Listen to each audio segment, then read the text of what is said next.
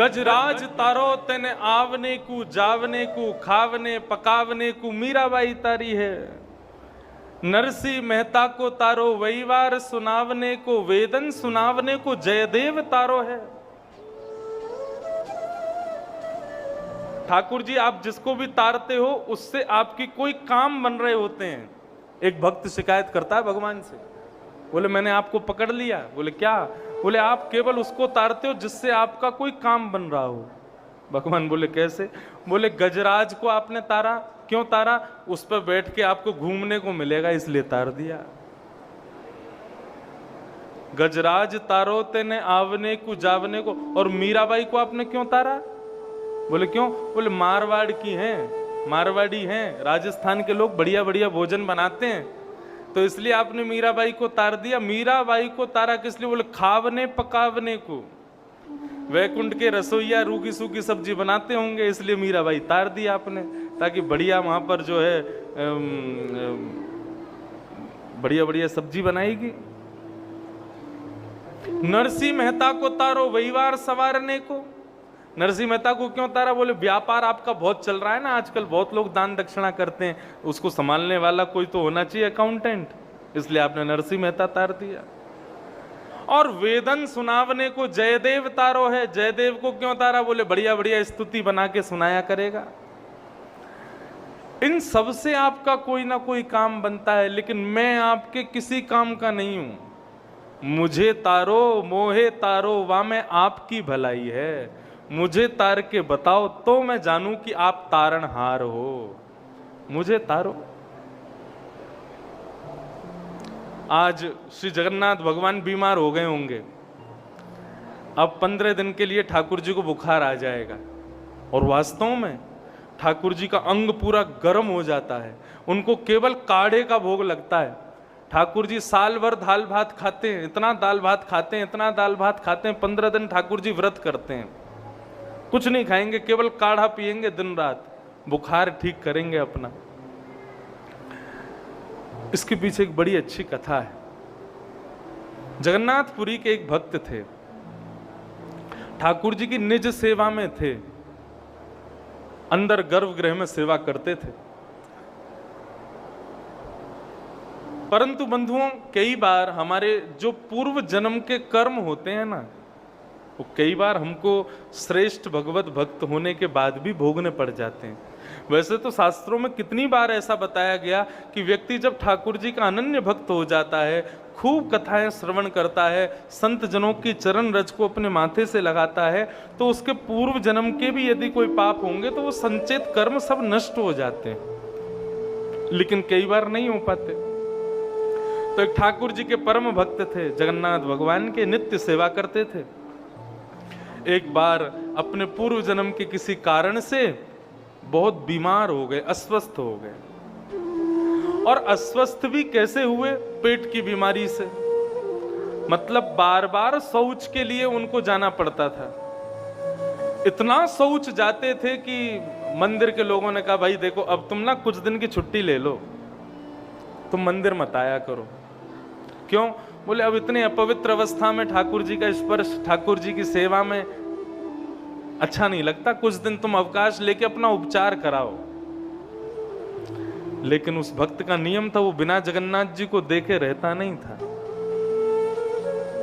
ठाकुर जी के सामने रोने लगा, बोले मैं बीमार हुआ नहीं हूं, आपने किया है मुझे, क्योंकि आप मुझे देखना नहीं चाहते। मेरे दर्शन से आपको सुख नहीं मिलता, इसलिए मुझे बीमार कर दिया है आपने। जा रहा हूं भगवान, अब कुछ दिन तक आपको ये दिखेगा नहीं, ये अभागा दिखेगा नहीं, अपने सुंदर सुंदर भक्तों का दर्शन करना, मैं जा रहा हूं। ऐसा प्रणाम करके सहज भाव से कह करके वो चला गया। घर में कोई नहीं था, अकेला रहता था। दिन ब दिन इतना अस्वस्थ हो गया कि अब वो अपने बिस्तर से उठ के शौच भी नहीं जा पाता था, बिस्तर पर ही सब मलमूत्र त्याग देता था। जगन्नाथ भगवान को बैठे बैठे स्मरण करने लगा कि मैं रोज आपका दर्शन नहीं कर पाता था तो आपका महाप्रसाद यहीं आ जाता था, उसको पा लेता था, लेकिन अब तो मैं ऐसी अवस्था में चला गया हूं कि महाप्रसाद को भी स्पर्श नहीं कर सकता। ठाकुर जी और कितना दूर करोगे मुझे खुद से? ये भाव रख रहा था। इतने में ही एक कुमार अवस्था का एक बालक, फटी सी धोती पहनी है, पतला दुबला सा शरीर है, सिर पर उसने स्वाफा बांधा हुआ है और उनके दरवाजे पर आकर के खटखटाता है। तो कहते हैं दरवाजा खुला है, भीतर आ जाओ। बालक भीतर जाता है और जाकर के कहता है कि भगवान, मेरे माँ नहीं है, पिता नहीं है, मेरा परिवार नहीं है, मुझे आश्रय चाहिए और शायद आपको एक सेवक चाहिए। आप कृपा करें तो मैं आपके यहां रुक जाऊं, मुझे छत मिल जाएगी, आपको सेवक मिल जाएगा। और वो सोचने लगे कि मैंने आज तक अपनी सेवा किसी से करवाई नहीं, लेकिन तुम्हारी यदि इतनी इच्छा है तो ठीक है, तुम रहो, वैसे भी जरूरत तो है मुझे। तो वो बालक उस भक्त को रोज गोद में उठा करके शौच लेकर के जाता, उसको नहलाता धुलाता, उसके समस्त जो भी उसकी गंदगी होती थी सबको साफ करता, रोज उसकी स्वस्थता का ध्यान रखता। 15 दिन तक वो बालक उनकी सेवा में रहा। 15 दिन बाद जब वो बिल्कुल स्वस्थ हो गए, स्वस्थ होकर के एक दिन बालक को कुछ सामग्री लेने के लिए भेजा। वो बालक सामग्री लेने बाजार गया, बाजार से सामग्री ला करके उनके घर के द्वार पर रख करके वो बालक वहां से अंतर ध्यान हो गया। आज इतने दिनों बाद वो पहली बार जगन्नाथ जी का दर्शन करने के लिए जा रहे थे। इतने में ही वो सामग्री देखा बालक तो है नहीं, बोला कहीं गया होगा, आ जाएगा। सामग्री घर में रख करके जैसे ही वो जगन्नाथ मंदिर दर्शन करने के लिए गए तो देखी इतनी भीड़। सबसे पूछा कि भैया आज इतने दिन में जगन्नाथ जी के आज इतनी भीड़ जगन्नाथ जी में क्यों? बोले क्योंकि जगन्नाथ जी पिछले 15 दिन से बीमार थे। 15 दिन से ठाकुर जी ने अपने दर्शन किसी को कराए नहीं थे, आज ही दर्शन खुले हैं। वो भक्त सोचने लगा, मतलब 15 दिन पहले जब मैं यहां से गया था उस दिन से आज तक ठाकुर जी के कपाट बंद थे। बोले हाँ, ठाकुर जी ने किसी को दर्शन नहीं दिया, अनोसर में थे ठाकुर जी। जैसे ही वो जगन्नाथ भगवान के सामने गया तो जिस रंग के वस्त्र उस बालक ने सुबह पहने थे, उसी रंग के वस्त्र से जगन्नाथ जी पहन करके सामने बैठे थे। उसके मन में किंचित भी ये भाव नहीं आया कि वो कोई बालक था। वो समझ गया कि 15 दिन पहले अपना मंदिर बंद करके मेरी सेवा के लिए श्री जगन्नाथ प्रभु मेरे कक्ष में आ गए, मेरे घर पर आ गए। कैसे कृपालु, कैसे दयालु देव। एक कथा ऐसी अपने किसी एक भक्त का रोग था, बहुत भयंकर रोग था। वो दर्शन के लिए बहुत तड़प रहा था। ठाकुर जी ने उसके रोग को अपने ऊपर ले लिया, इसलिए ठाकुर जी 15 दिन तक स्वयं को ज्वर में रखते हैं। अनेकों कथाएं हैं जगन्नाथ जी की। कहने का भाव, ठाकुर जी कितने दयालु हैं, कितने कृपालु हैं। मारने आई पूतना लेकिन उसको सदगति प्रदान कर दी। ऐसे श्री कृष्ण को हम बारंबार प्रणाम करते हैं। भगवान अब 3 महीने के हो गए, धीरे धीरे बड़े होने लगे। जैसे ही 3 महीने के हुए, ठाकुर जी ने आज पहली बार करवट बदली। जैसे ही करवट पलटी तो महाराज यशोदा मैया ने पूरे ब्रजमंडल में झड़ा न्योता कर दिया। बोले आज मेरे लाला ने करवट बदली है, सबको भोजन पावे के काजे घर आनो है। सब ब्रजवासी आ गए, आकर के लाला को खिलाने लगे। लाला ने रोना शुरू किया तो मैया बोली लाला को ने सुवाए दूं। तो एक बैलगाड़ी के नीचे 2 कपड़े बांध करके झूला बना करके लाला को उसमें सुला दिया और मैया अपने कार्यों को करने के लिए चली गई। तभी मामा के द्वारा भेजा गया दूसरा राक्षस आया जिसका नाम सक्टासुर।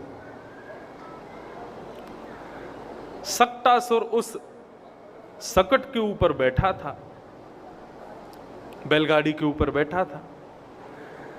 बैठ करके केवल अवसर ढूंढ रहा था ठाकुर जी को मारने का, अपना वजन बढ़ा रहा था ताकि ये बैलगाड़ी दब जाए और नीचे लेटे भय जो हमारे कंस के शत्रु हैं उनका वध हो जाए।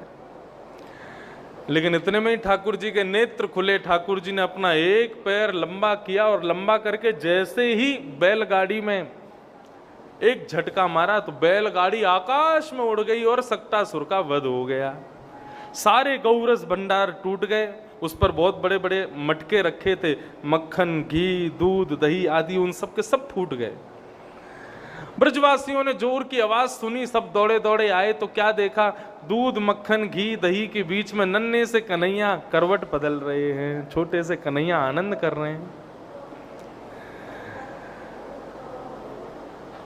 यशोदा मैया बोली, मेरो लाला कैसे गिर गयो, ये बैलगाड़ी कैसे पलट गई, ये सबरे मटका कैसे फूट गए। छोटे छोटे बालक दौड़े दौड़े यशोदा मैया के पास आए, बोले मैया हम बताएं कैसे पलटी। बोले बता। बालकों ने बताया, बोले मैया तुम्हारे लाला ने अपनो एक पाम इतनो लंबो कियो और लंबो करके ऐसे जोड़ते बैलगाड़ी में मारो, सुई बैलगाड़ी पलट गई। मैया बोले लाला तेरे पिताजी भांग खाते होंगे, मैं नहीं खाऊं। 3 महीना को मेरो लाला अभी करवट बदलनो जाने ना है, तू कह रो यानी इतना लंबा पाम कियो और पाम करके सकट में मार दियो और ये बैलगाड़ी गिर गई, झूठ बोले मोते। सुखदेव जी महाराज परीक्षित को कथा सुनाते हुए कहते हैं, अप्रेमयम बलम तस्य बालकस्य न ते विदुः। छोटे छोटे बालक सच बोल रहे हैं, लेकिन माँ का प्रेम, माँ का ममत्व ये बात स्वीकार नहीं कर रहा है कि मेरे लाला ने बैलगाड़ी गिर दी। बालक कितना भी बड़ा अवसर अपने जीवन में बन जाए, लेकिन माँ को पता नहीं क्यों स्वीकार नहीं होता कि मेरा बालक कुछ बन गया है। माँ से जाकर के 4 लोग कहें, अरे आपका बेटा तो बड़ा अच्छा, आपका बेटा तो ऐसा, आपका बेटा तो ऐसा, माँ उसकी 4 लोगों में बुराई ही कर देगी। अरे तुम क्या जानो, मैं जानती हूं अंदर से कैसा है, ऐसे करता है वैसे करता है। ये माँ का स्वभाव होता है। यशोदा मैया का ऐसा मातृ स्वभाव, वो ठाकुर जी की प्रभुता को स्वीकार नहीं कर रहे हैं। आहा, यही तो भक्त का लक्षण है। वो ठाकुर जी को प्रभु मान करके नहीं बचता। हमारे जो गिरधर लाल जी है ना, और श्रीनाथ जी, नाथद द्वार में श्रीनाथ जी की सेवा, हमारे गिरधर लाल जी की सेवा लगभग समान रहती है। हमारे ठाकुर जी की सेवा 2 पद्धतियों की सेवा स्वीकार करते हैं, क्योंकि वो पुष्टि संप्रदाय में सिद्ध हैं, इसलिए उनकी पुष्टि मार्ग के अनुसार सेवा होती है। और हम क्योंकि रामानुजी हैं, इसलिए हम अपनी भी परंपरा थोड़ी थोड़ी लगा करके ठाकुर जी की सेवा कर देते हैं। दोनों भावों से ठाकुर जी आनंदित होते हैं। लेकिन पुष्टि में जो भाव है वो ये है कि ठाकुर जी कौन है, बोले 4 वर्ष के बालक हैं, और उस बालक के भाव से ही उनकी सेवा की जाती है। उनको वंशी हमेशा हाथ में नहीं रहेगी, जब आरती होगी तभी वंशी होगी। मोर छड़ जो ठाकुर जी के सामने ऐसे घुमाया जाता है, इसका क्या भाव है, उसके अंदर मोर पंख हैं, ठाकुर जी के सामने उसको हिलाया जाता है, मतलब मानो जैसे भैया लाला ओ 56 भोग, अभी ठाकुर जी भोग लगाएंगे फिर पहिए और जाके बैठ जा भैया। सब लोग ध्यान से सुनो। तो वो मोर छड़, उसका क्या भाव है, लाला छोटे से हैं, आरती क्या है, आरती मतलब ठाकुर जी की नजर उतार रहे हैं। तो यशोदा मैया ठाकुर जी की नजर उतार रही है, लेकिन लाला एक जगह टिक के बैठे तो नजर उतरे। लाला तो कभी यहां भागे, कभी वहां भागे, कभी कोई श्रृंगार फेंक दे, कभी कोई श्रृंगार फेंक दे। बच्चों के बाल बड़े हो जाते हैं, चोटी बना दो तो बच्चे निकाल निकाल के फेंकते हैं, कुछ पहना दो अच्छा सा, सब निकाल के फेंक देते हैं। ऐसी कन्हैया है। तो यशोदा मैया, यहां पर जो सेवक है ना, पुष्टि मार्ग में सेवक को यशोदा माना जाता है। वो जब ठाकुर जी की आरती करती है, उस समय अगल बगल में जो ग्वाल बाल खड़े होंगे वो मोर छड़ ठाकुर जी को दिखाएंगे, मतलब ठाकुर जी का ध्यान भटकाएंगे ताकि ठाकुर जी की आरती हो जाए। नहीं तो श्रृंगार फेंकेंगे, उठ के यहाँ चले जाएंगे, वहां चले जाएंगे, ऐसा भाव। कई बार ऐसा होता है, श्रृंगार करते हैं ठाकुर जी का तो कभी मोर पंख गिर जाएगा, कभी हाथ के कड़ूला गिर जाएंगे, कभी कोई माला गिर जाएगी। उस समय बहुत सरल सी एक चीज करनी है, क्या, कुछ खाने की वस्तु, ठाकुर जी की भोग की वस्तु, वो ठाकुर जी के सामने रखो, फिर श्रृंगार करो। श्रृंगार नहीं गिरेगा। क्यों?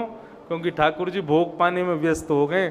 अब मैया कैसा भी सजा दे, ठाकुर जी सज जाएंगे। ऐसे भाव हैं पुष्टि मार्ग के। तो प्रभुता को भूल जाओ, ये तो लाला हैं, ये तो कन्हैया हैं, ये तो नेक्से से हमारे हृदय के स्वामी हैं, इस भाव से उनकी सेवा करो। यशोदा मैया कभी स्वीकार नहीं करती कि मेरो लाला प्रभु है। कितने बड़े बड़े ठाकुर जी ने अपने वैभव दिखाए, लेकिन यशोदा ने कभी स्वीकार नहीं किया।